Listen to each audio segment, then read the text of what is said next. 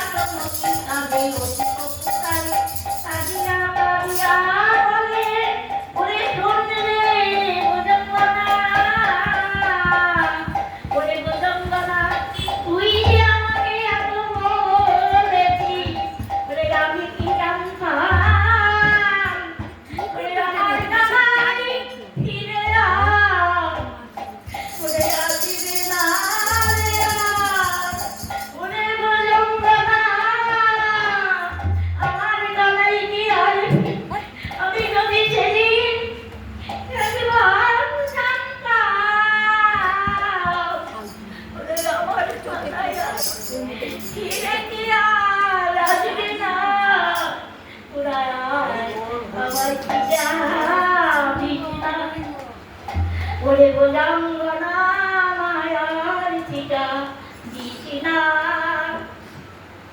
ওরে কেউ জানে না কৃষ্ণ গেলে ফিরে আর আসবে না, ওরে কেউ আর জানে না কৃষ্ণ গেলে ফিরে আসবে না, কে জানে কৃষ্ণ আর ফিরবে না, ওরে জানিয়ে হৃদয় কেন বিপদ মাধব রে, ওরে আমি তো দিন জানতাম কেন বিধায় আমার মাধবকে কেন বিদায়, আমার মাধবকে আমি বিদায় দিতাম মায়া দিয়ে, আমার কৃষ্ণ যাবে ছাড়ি কেমন বুঝিব, করিব বকুল নারী বকুল নারী খালি কেমন যে আমার মাধব আর ফিরে আসবে না, আমি জানতে আর